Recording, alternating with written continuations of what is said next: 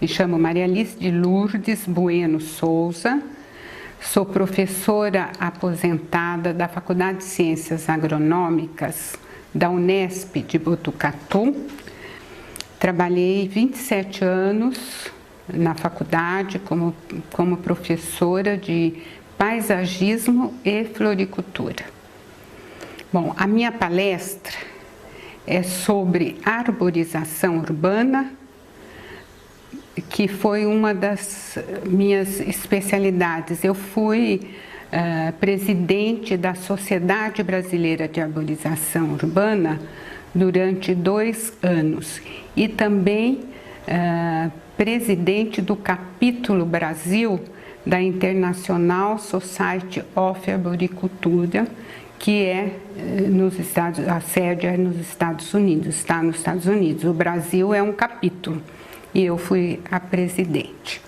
Bom, a minha palestra, como eu disse, arborização urbana, muito além das ruas e avenidas. Então nós vamos começar pensando por que buscar encontrar outros espaços urbanos para arborização, porque nós acreditamos que a arborização soluciona ou pelo menos atenua essa crise ambiental que nós estamos passando e também territorial. Um dos motivos é o crescimento populacional.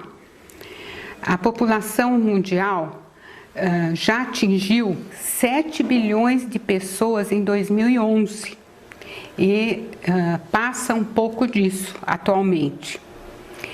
As Nações Unidas alertam sobre a divergência de investimentos em saúde e educação para responder a essa demanda do aumento global. A saúde, a arborização urbana está diretamente ligada à saúde.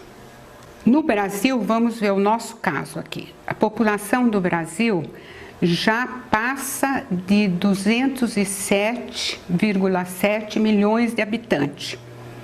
E a taxa de crescimento populacional, desses 2 últimos anos, 16 e 17, a taxa foi 0,77%. E assim, uma curiosidade, as cidades que mais crescem, a gente pensa um pouco em São Paulo, mas o ano passado as cidades que mais cresceram foi Manaus e Brasília. Brasília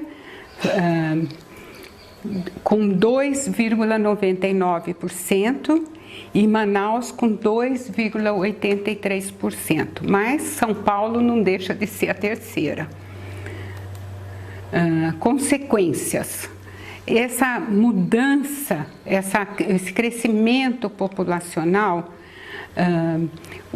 concorre para muita mudança nas nossas cidades. A transformação, por exemplo, transformação dos bairros.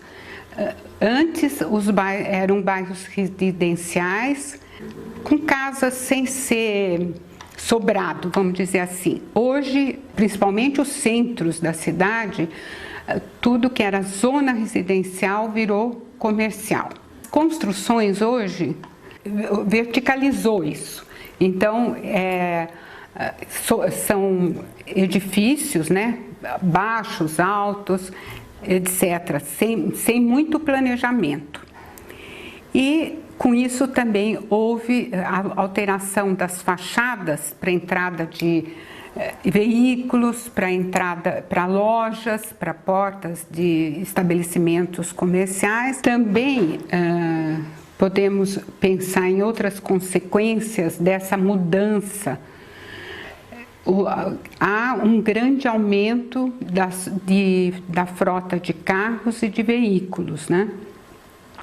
Isso acontece praticamente em todas as cidades, até essas cidades do interior, Botucatu, por exemplo, que eu conheço bastante, onde eu moro, tem muito carro hoje, no Brasil, estou dizendo no Brasil. A cada ano, há mais construções de entrada de garagem, de estacionamento, de alargamento de ruas e avenidas, isso e nas regiões centrais principalmente. Isso significa maior retirada de árvores. Essa transformação que o ambiente urbano vem sofrendo, sofre pela pressa de levantar conjuntos habitacionais também, e com isso a perda do espaço livre, a perda da vegetação natural e a perda do espaço permeável. E quem mais sofre com isso? É a arborização de ruas e avenidas, que nós, em paisagismo, chamamos de verde de acompanhamento viário. E também o conjunto do verde urbano, de parques, até de parques naturais, áreas, matas existentes nos arredores. Então, isso é visível. A arborização das ruas e avenidas é visível, como elas estão sendo alteradas para essa ampliação e remodelação das ruas e da construção de novos edifícios. Outro ponto que eu acho que a gente tem que destacar é a mudança climática. Nós sabemos que está havendo o aquecimento global, está provado isso daí. Hoje, o número de tempestades aumentou, nós estamos percebendo isso, as tempestades são tempestades, não podemos dizer que é chuva como antigamente. E esse número de tempestades vai triplicar nesses próximos 60 anos, isso é dado do INPE, e em São Paulo e no Rio, vai triplicar nesses próximos 60 anos. Para as árvores, a quebra de galhos, ramos, chegando mesmo a derrubar as árvores desse verde de acompanhamento viário. A população, por seu lado, fica com medo.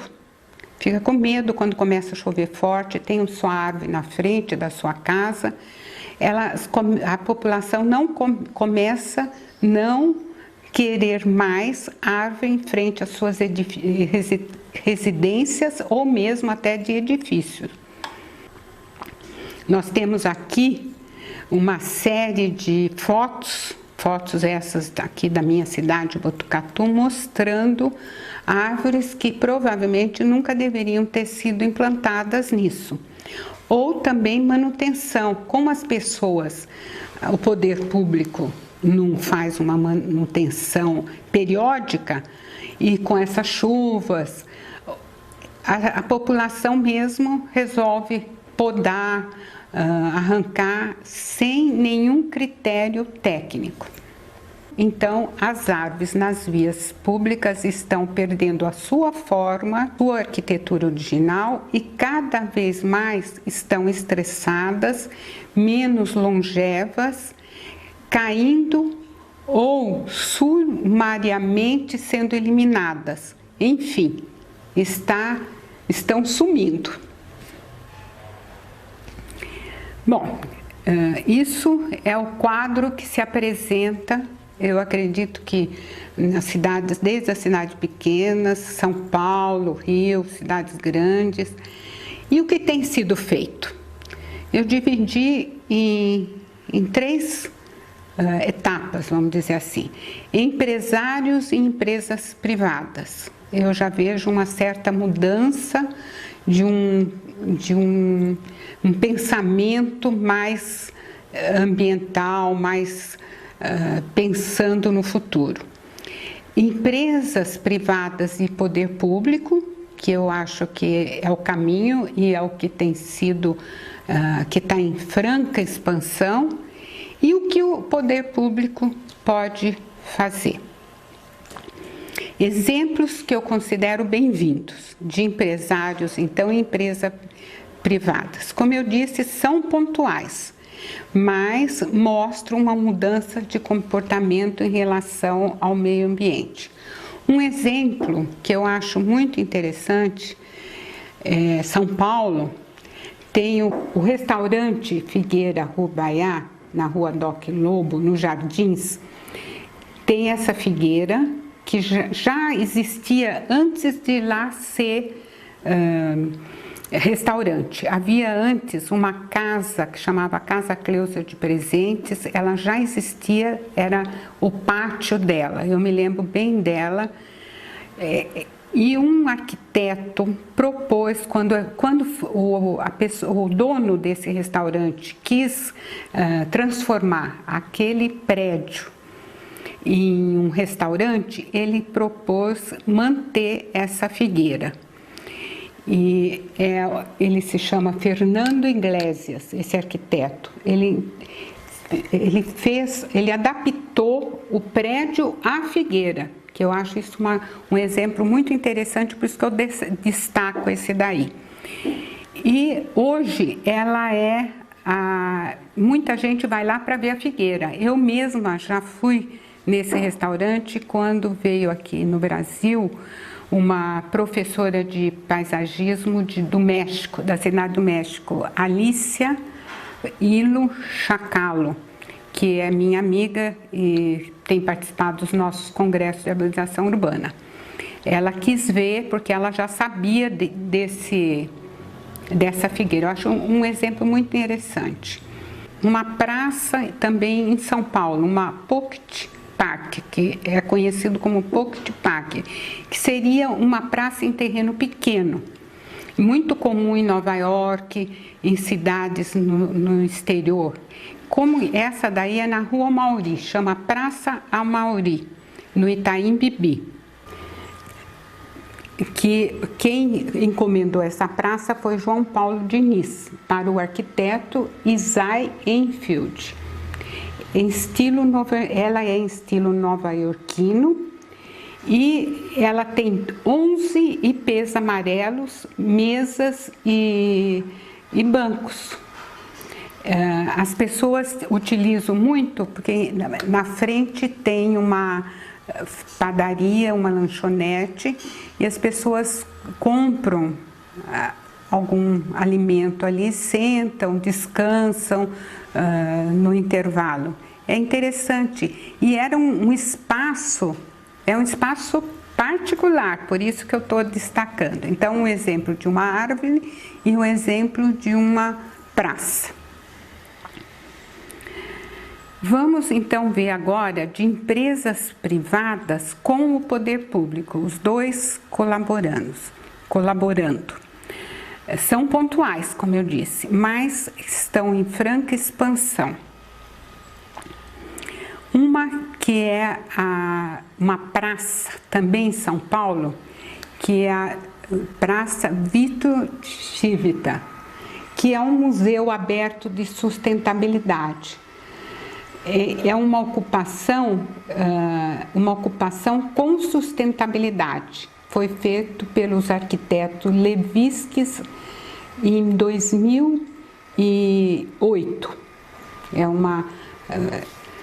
Tem 13.460 metros quadrados. Então, é uma parceria entre o Instituto Abril e a Prefeitura de São Paulo. É muito interessante. Tem esse museu aberto da sustentabilidade, tem sempre eventos, é interessante quem não conhece visitar. Outro exemplo que eu também considero importante, é um pouco diferente, no Rio de Janeiro, uma reabilitação de ecossistema vegetal atlântico. A diferença também é uma empresa privada que fez, o arquiteto que projetou é Fernando Chassel, Foi projetado em 86, executado em 88, levou vários anos para ser concluído. É um conjunto residencial privado, porém pega toda era a antiga Gleba-é. No Rio eles conhecem como Gleba-é, Lagoa da Tijuca. O Chassel, já até faleceu, era um dos arquitetos do Rio de Janeiro, bastante conhecido, arquiteto paisagista, porque ele trabalhou só com paisagismo. E a diferença que eu disse, que isso aí é uma reabilitação de um ecossistema. Isso significa, não é ele não criou um outro jardim, ele tentou reabilitar.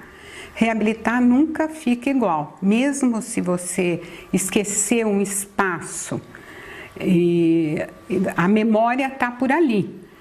Vai revegetar aquela área, vai haver o que daí a gente chama mata secundária. Não é igual, nunca vai ser igual. E a reabilitação é assim, mas você vai introduzir. Então, o que ele introduziu? Ele introduziu, vamos ler aqui, ó, plantas de manguezais, de restingas e de matas de baixada. E ainda plantas tropicais. É chamado hoje, são dois espaços, todos juntos. Eu já visitei isso aí, é muito interessante também.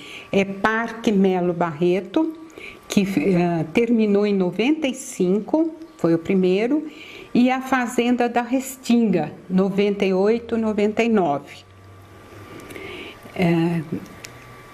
Isso também é um modelo que deve ser copiado. E o poder público? O que o poder público tem feito? Bom, ele deveria ser responsável, e pelas políticas governamentais. Isso inclui o novo desenho urbano, uma legislação apropriada para a arborização urbana. Isso é feito, mas assim de uma maneira mais pontual. Não se dá tanto valor ainda e não se...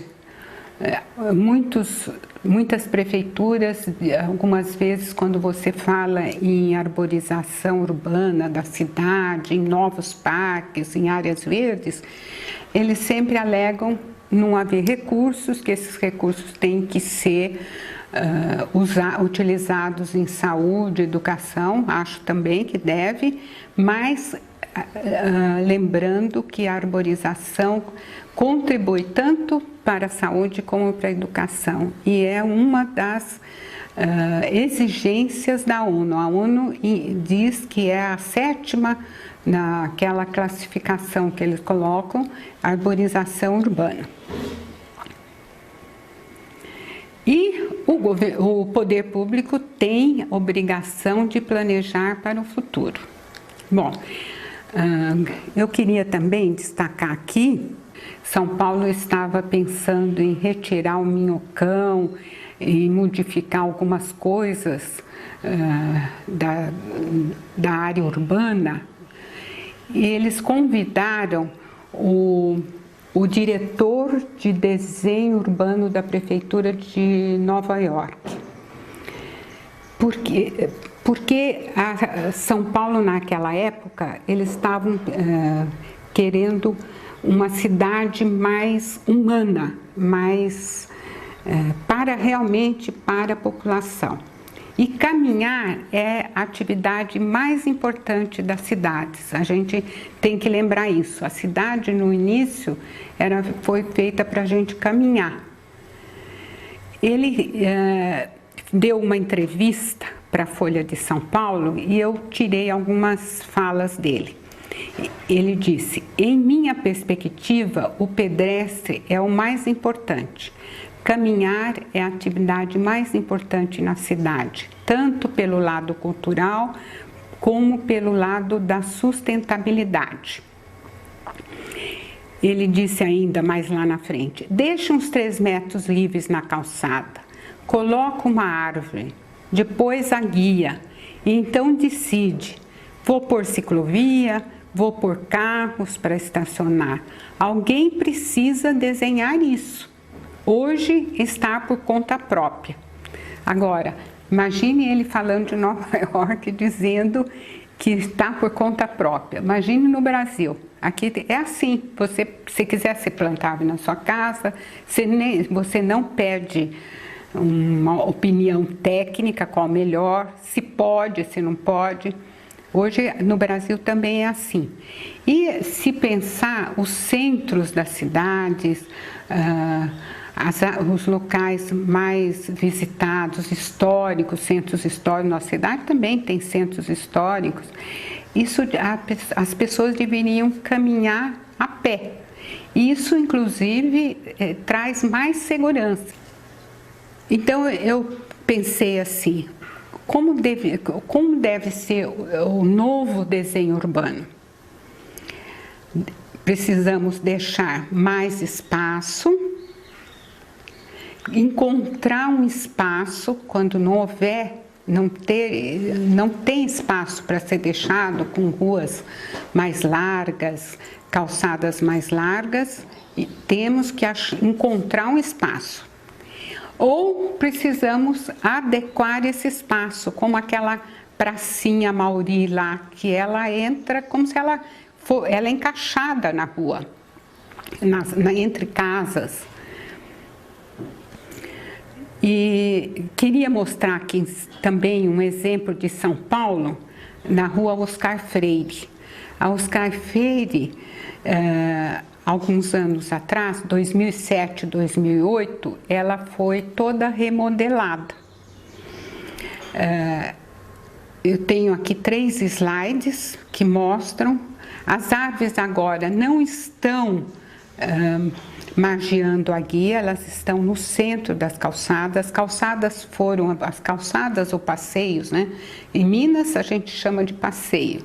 Aqui em São Paulo a gente chama de calçadas. E calçadas porque antigamente elas eram calçadas com pedras, por isso virou calçadas. Na verdade são passeios.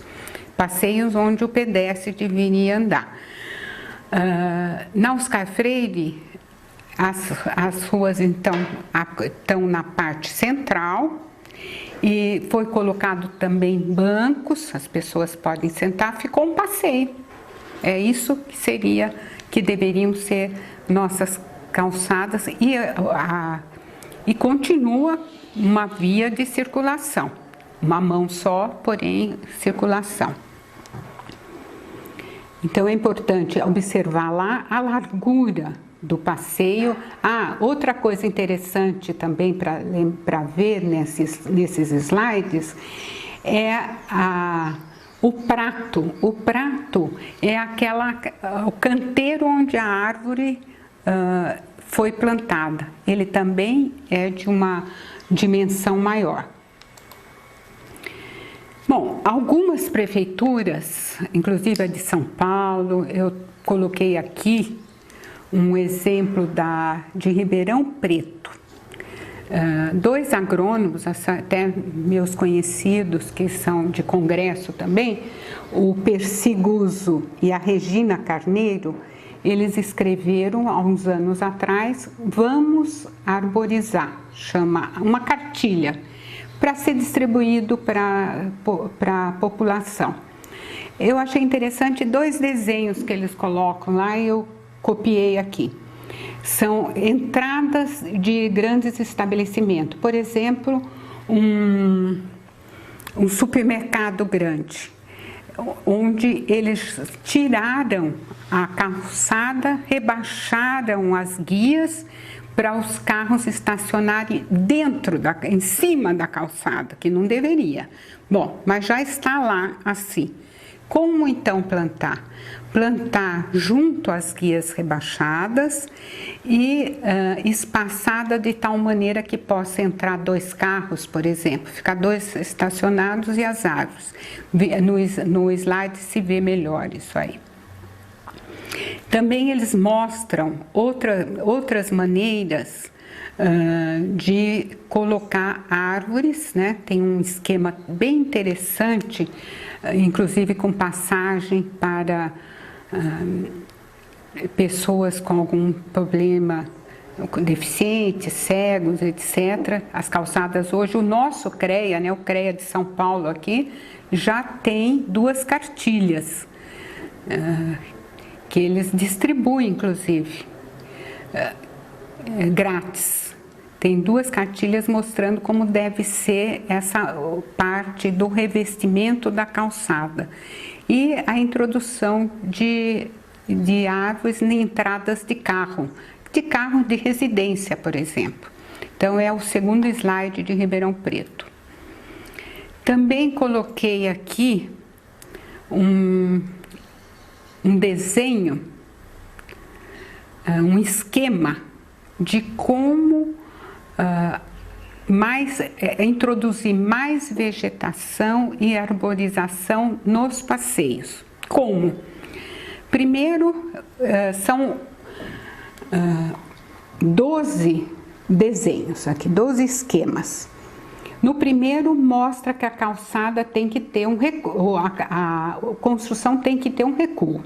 Um recuo, vendo aqui o desenho, um recuo grande, né? Recuo razoável. Você pode introduzir árvores aí e colocar grades no canteiro que a árvore foi plantada. Então, as pessoas podem pisar nessa grade. Não interfere no plantio. Lógico que isso tem toda uma tecnologia, né, para utilizar. Pode ser feito também canteiros inteiros. Nesses canteiros pode ser introduzidos as árvores, que é o 4º esquema aqui.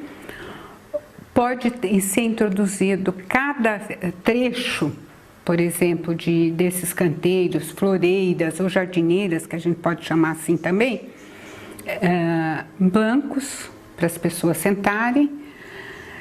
Pode ser floreiras altas, onde se aproveita para fazer um lugar para as pessoas sentarem.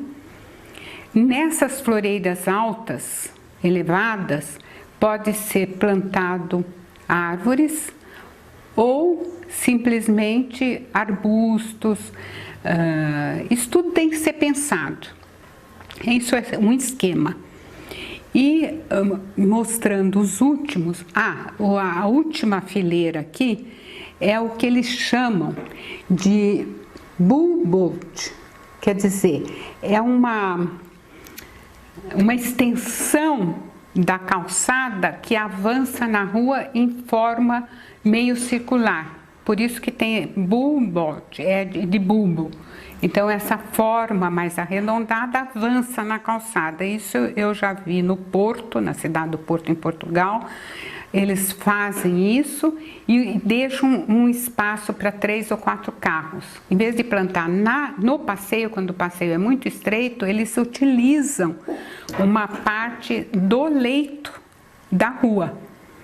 Isso pode ser maior ou menor, dependendo do espaço. Então, é adequar ali naquele espaço. Você pode pôr só plantas baixas ou pode pôr árvores.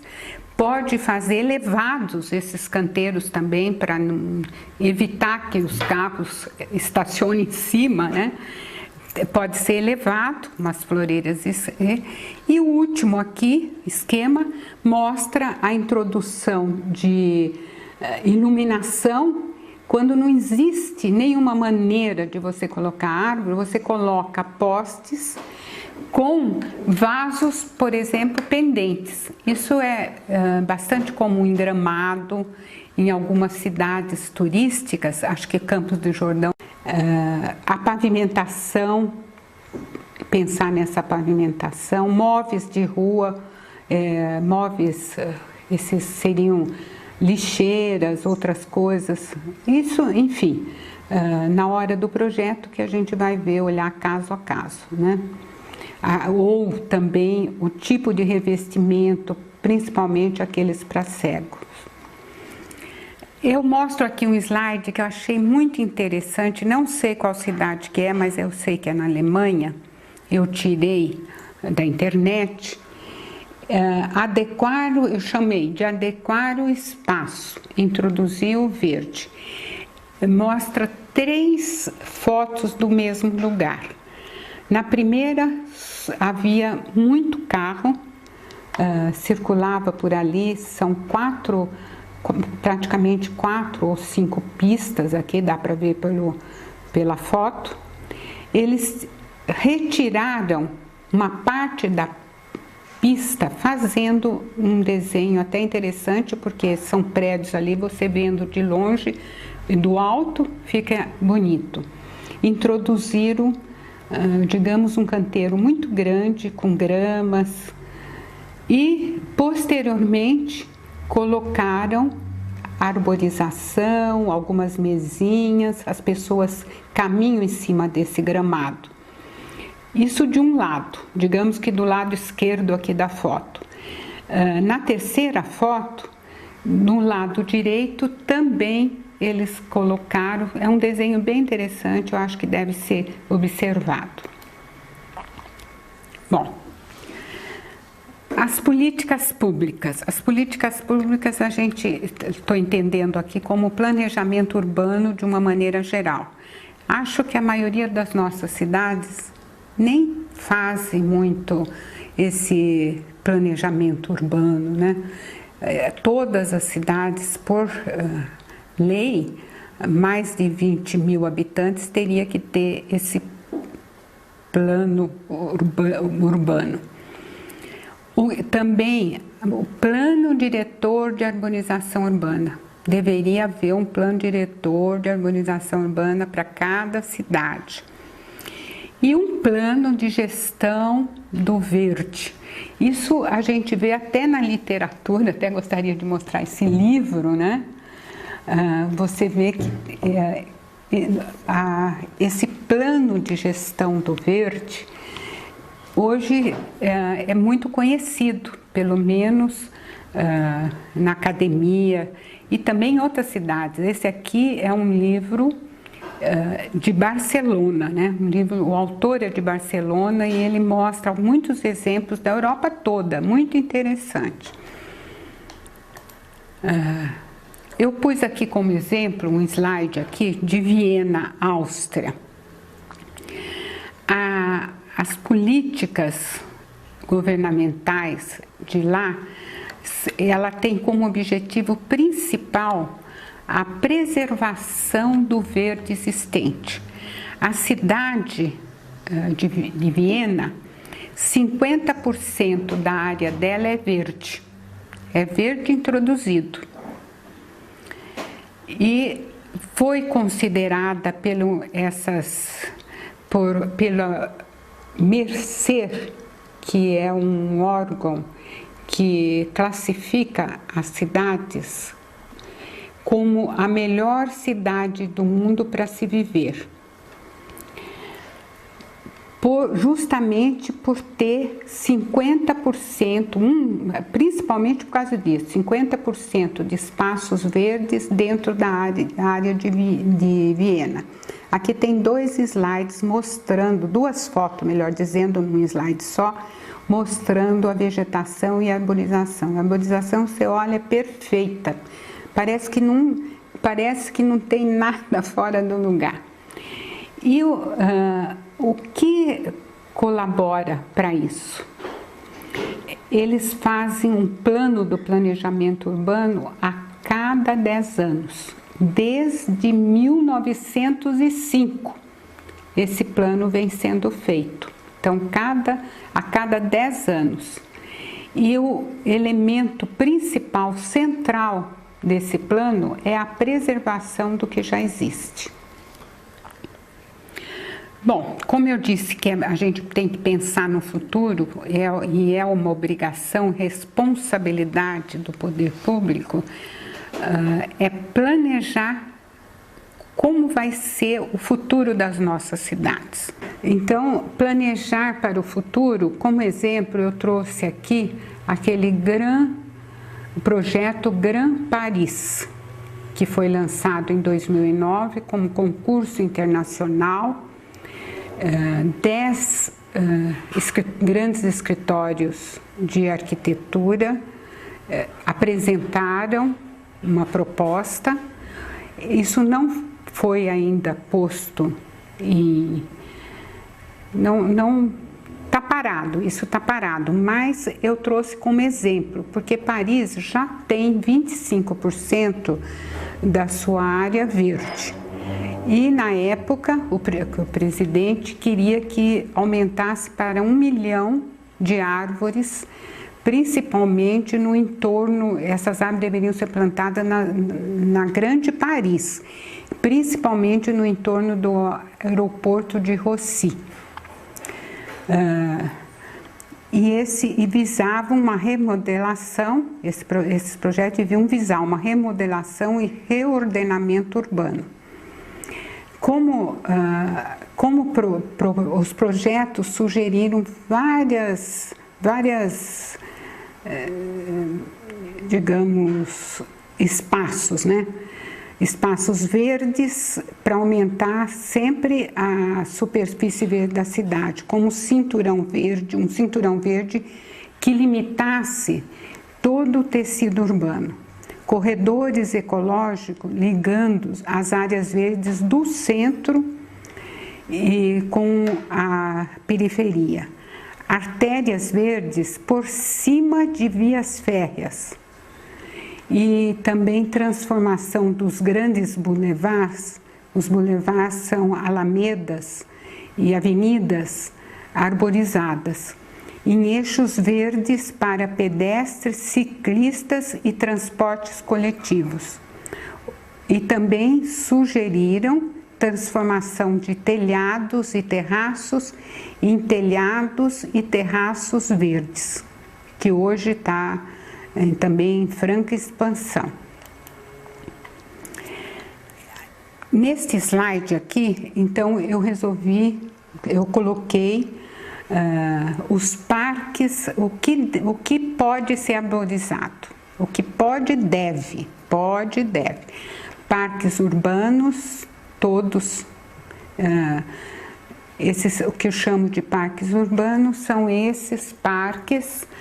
Um parque urbano vou dar um exemplo de um muito grande, que é bastante arborizado, em São Paulo todo mundo conhece, o Parque Ibirapuera. Então tem prédios, tem museus lá dentro, restaurantes, tem playgrounds, principalmente playgrounds, trilhas, etc. Isso é um parque urbano. Não é um parque natural, diferenciando aí. Parque natural já tem verde, parque urbano. Esses parques urbanos têm uma categoria em paisagismo, tem vários tamanhos. Tem o que é digamos, o maior de todos, seria o Ibirapuera, né? Mas tem unidades que são parques em outras cidades, principalmente na Alemanha, na Europa, tem parques que cada 500 metros deveria ter um parque que seria quase um playground com arborização, onde mais para crianças e adolescentes, onde os pais ficariam vigiando seus filhos, tal. Bom, não é o caso da gente discutir isso aí, mas esses parques todos deveriam entrar com vegetação e árvores, sempre árvores. Os parques temáticos, né? As orlas marítimas, as margens de canais e de rios, espaços públicos como praça. Existem muitas praças que não tem nenhuma árvore, mas as novas praças deveriam ter árvores. Calçadão, o calçadão que a gente chama seria, por exemplo, o calçadão de Copacabana, né? Um exemplo. Ou de Santos, tem a orla lá de Santos, é um calçadão também. Rotatórias, trevos, largos, enfim. jardins formais. Jardins formais, geralmente toda a cidade do interior tem o jardim em frente à matriz ou à catedral. Esses que nós chamamos de jardins formais. Os cemitérios modernos, condomínios residenciais fechados. Hoje existe muito condomínio vertical, horizontal, etc. E os conjuntos habitacionais também, acho que cresceu muito esses conjuntos habitacionais. Eles colocam tantas casas e muitas vezes esquece de deixar espaços para praças, parquinhos para criança, esses parques menores e inclusive a arborização nas ruas, né? Nas vias que cortam esses conjuntos habitacionais. Os estádios e ginásios esportivos, os mercados, pátios escolares de clubes esportivos ou não, particulares ou mesmo públicos, né? Eu pus um exemplo aqui de um parque temático que é conhecido no mundo inteiro, todo mundo já viu pelo menos foto, que é em Orlando, né? A Disney de Orlando. A Disney Orlando, ela é uma área muito grande, tem muita árvore, tem muito prédio também, tem ruas, tem calçadas, tem lá boulevards lá. É muito interessante, mas tem muita árvore, a manutenção muito perfeita.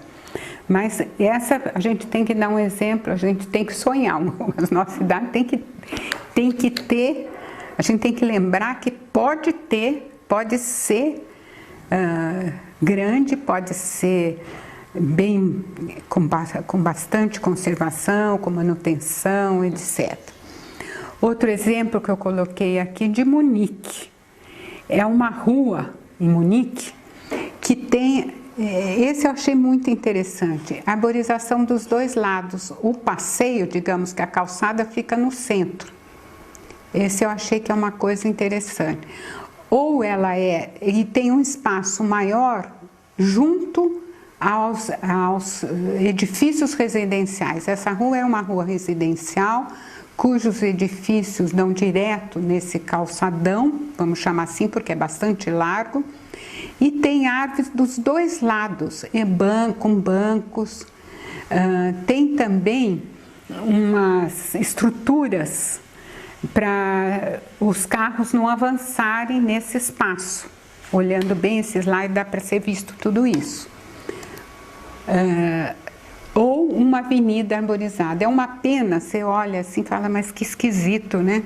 Porque é uma árvore conífera aí, a forma das árvores são muito diferente das nossas. Então dá uma sensação que a gente não está vendo sombra, por exemplo. Mas o oxigênio que a gente pretende que essas árvores liberem estão aí. A poluição está diminuindo certamente com essas árvores, o ruído, etc.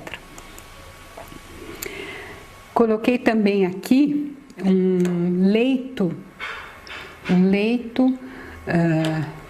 de rua arborizado, onde serve de estacionamento, em Amsterdã, na Holanda. É um estacionamento ao ar livre. Isso aqui é interessante. As árvores, reparem bem, as árvores não estão na calçada ou no passeio. As árvores estão nas ruas e os carros estão entre elas. As orlas marítimas que eu já falei, o calçadão de Copacabana, por exemplo, que tem 4 quilômetros, tem 70 metros de largura. Espero que nenhum governante lá tenha ideia de algum dia mudar isso, porque é muito bonito, foi projetado pelo escritório do Burle Marx e tem aquelas ondas famosas da Copacabana com aquele piso da pedra portuguesa preta e branca. É bem característico, acho que todo mundo, mesmo quem não foi ao Rio, conhece e lembra. E pus uma foto junto do calçadão de Boa Viagem, que também é bastante interessante, tem muita palmeiras. Aliás, essas orlas marítimas, o que é geralmente colocado são palmeiras, né?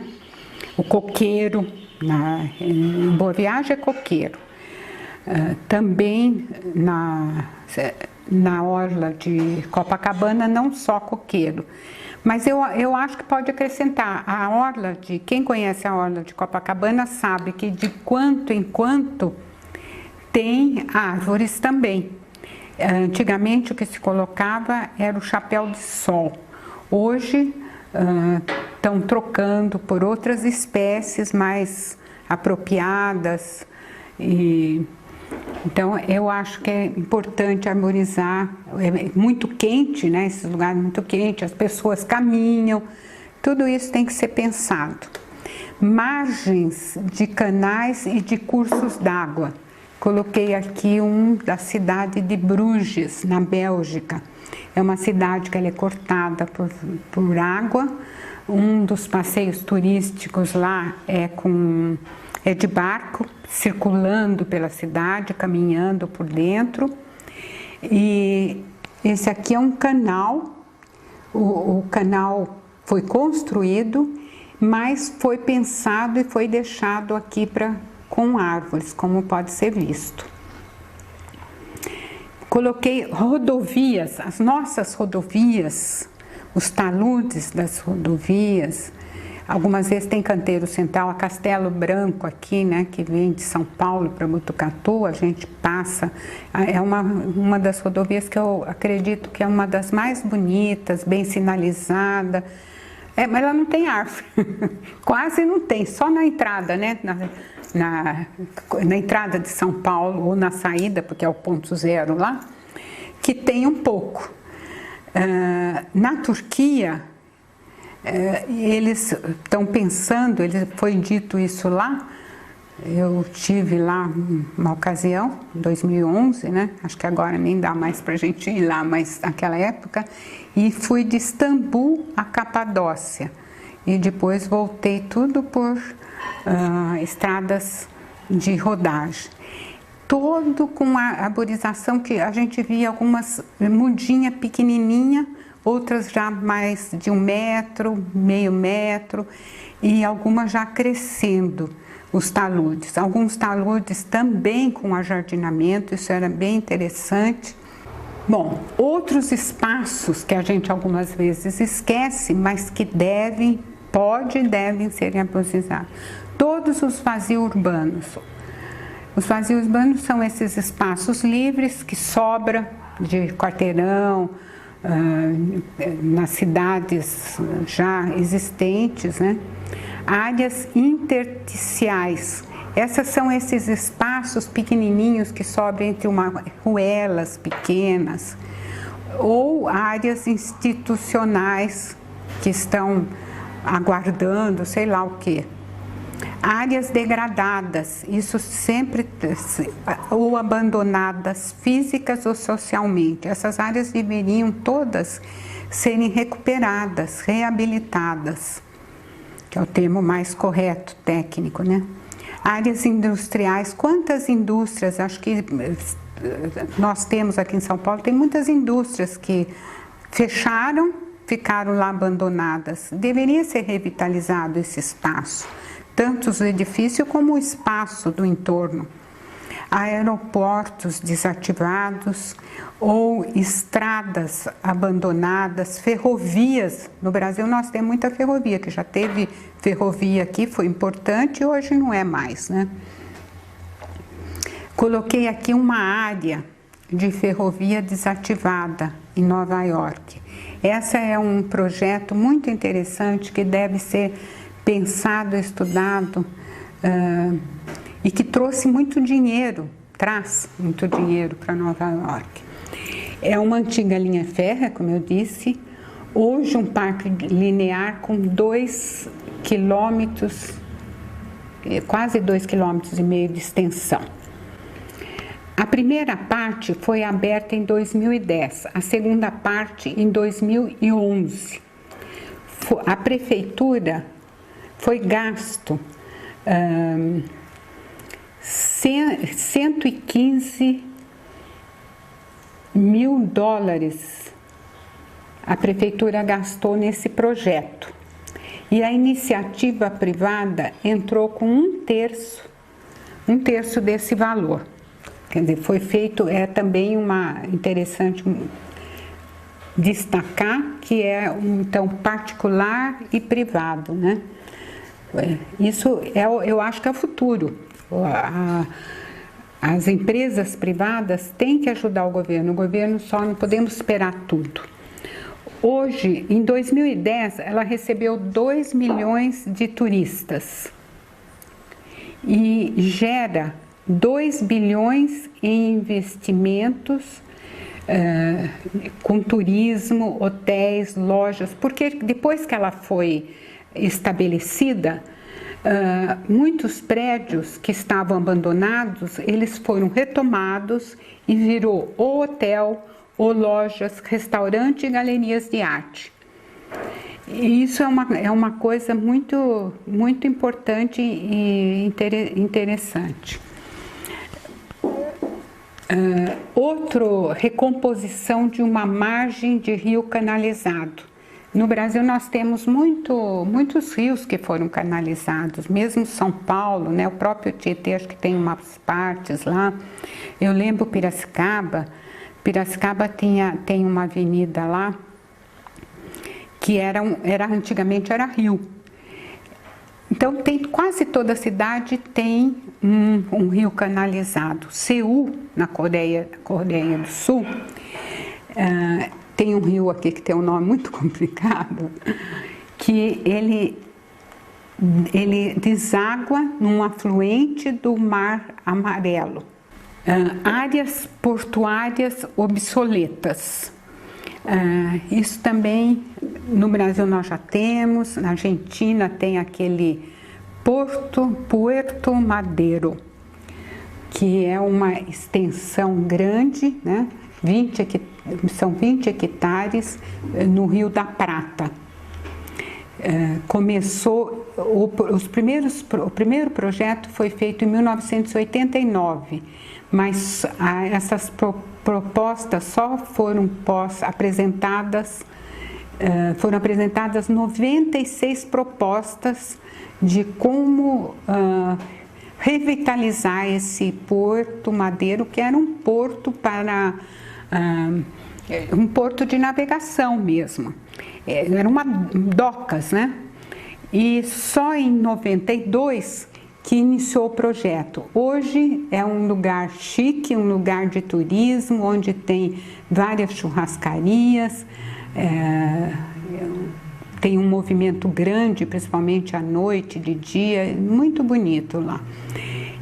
Mas temos no Brasil um que foi feito, digamos, não foi copiado, mas foi feito lembrando do Porto Madero, a estação das docas em Belém.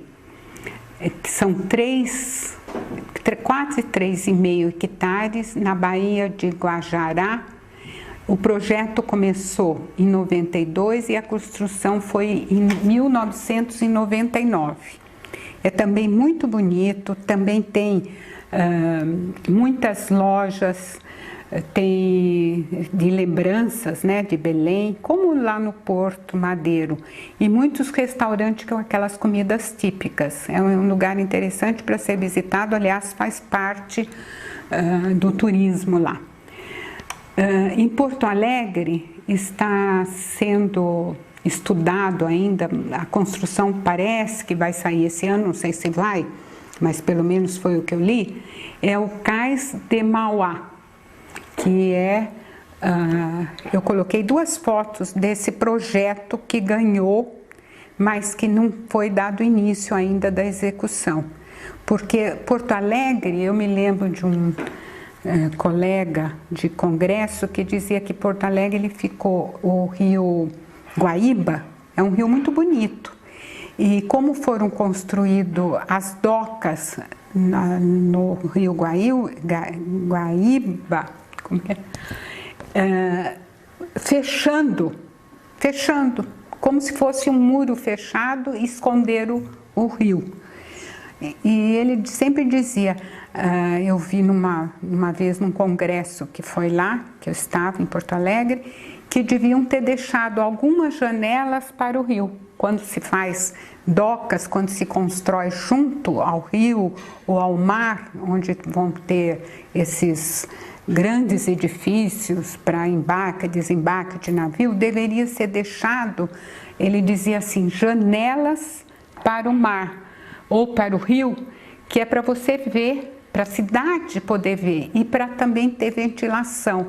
Então, Porto Alegre ficou muito quente, isso depois chegaram a essa conclusão, que era uma das coisas que era nesse cais de Mauá, que fechava totalmente o rio.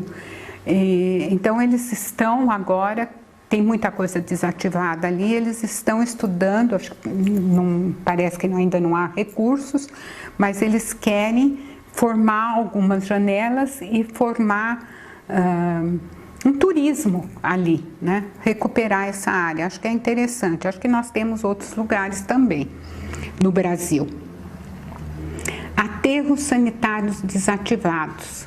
São Paulo, existem 10 áreas de aterro desativadas com potencial criação de parques urbanos. Isso eu li num trabalho que foi publicado na revista da Sociedade Brasileira de Arborização Urbana.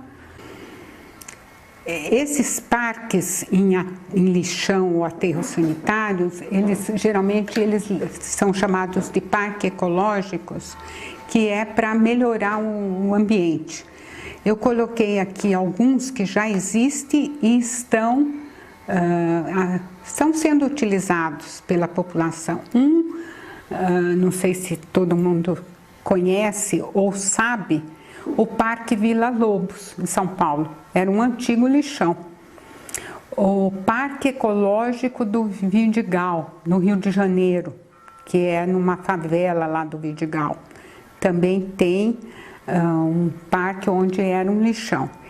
E um parque em Nova York, que é o Fresh Kills Landfill. Bom, isso a gente, no Brasil, quando começa a chover, a gente tem muito encostas de morros, né? De estradas ou de morros ou de favelas. São áreas que nós chamamos áreas de risco, que ficam, que começam a desmoronar mesmo com as chuvas, essas chuvas fortes. Também deve ser feito aí, nesse caso, reabilitação da vegetação. Procurar utilizar a vegetação do local, recuperando, tentando reabilitar a área. As árvores também precisam ser vistas, para serem vistas. A gente só gosta do que a gente conhece e vê. Eu lembro quando eu dava aula, eu dizia assim, quando eu começava o curso de paisagismo, eu falava que tinha muita gente que dizia, não gosto, faço agronomia, não vou fazer paisagismo. E eu falava, mas para você gostar, você precisa conhecer. Lembra do primeiro mandamento? Conhecer e amar a Deus. Se você não conhecer, não vai amar. Então, as árvores precisam ser vistas. Arborizar, ornamentar com árvores e incentivar o plantio de árvores nas festas oficiais, nos shows importantes, na TV, novela, filme, etc. Coloquei aqui uma celebração. As celebrações devem sempre aparecer plantas, árvores e tal. Aqui eu coloquei o casamento do príncipe William e da princesa Catherine, que foi em 29 de abril de 2011, foi dentro da abadia de Westminster. Eles colocaram plátanos. Eu li isso aí, achei tão interessante na ocasião que eu copiei essa foto E não está enfeitado com flores, observe, só plátanos dentro da abadia. Aqui no Brasil a gente coloca um monte de flores, velas, acho válido também, é bonito. E aqui são plátanos. Observem essa foto. Também memoriais. Hoje nós temos vários memoriais. E eu chamei isso aí de áreas sentimentais. Então, áreas que foram ou por incidentes ou por desastre, como é o caso, por exemplo, das Torres Gêmeas, né, que caíram. O lugar onde elas existiam, não se podia construir outro prédio lá. Acho que a população talvez não ia aceitar, ia ficar sempre aquela coisa, ali morreu muita gente e tal. O que eles fizeram? Também com um concurso, não sei se foi internacional, não me lembro, mas foi feito também um concurso para fazer um projeto de um memorial lá. E esse memorial hoje é uma praça, um bosque com 400 carvalhos, 2 espelhos d'água com cascato que dão vida ao memorial com o nome de todas as vítimas. Um museu ainda inacabado que irá expor pedaços de entulhos recolhidos do escombro. Ele se chama Memorial do World Trade Center.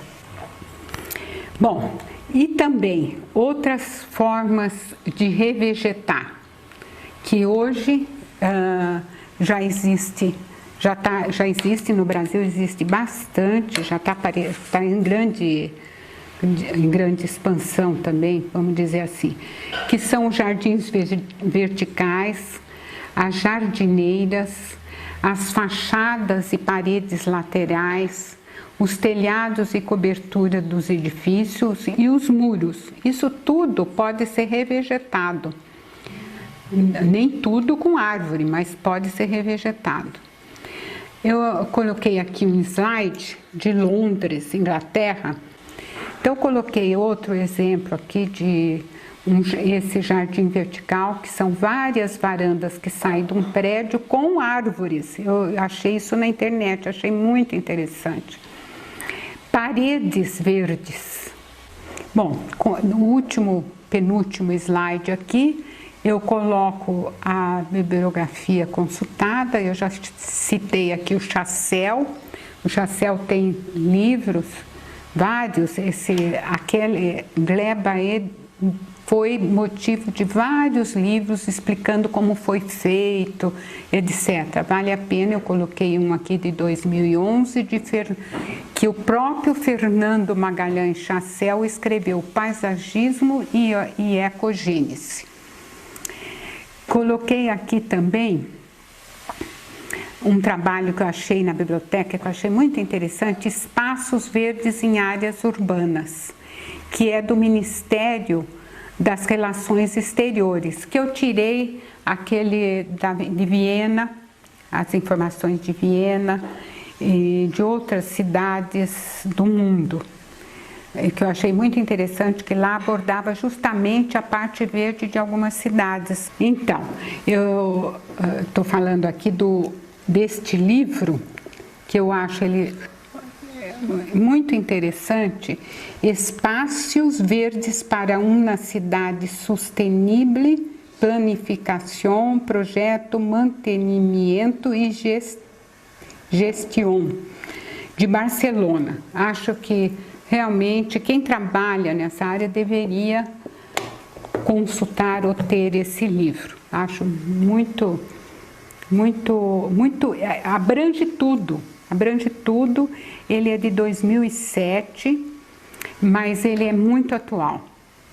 E o último slide que eu queria dizer, que é uma fala do nosso arquiteto, o Paulo Mendes da Rocha, né? Que é vivo ainda, não é de paulista, mas ele era professor na FAO, USP, e mora em São Paulo, digamos que ele é paulista. As cidades nunca estarão prontas, devem se se reconstruir sempre.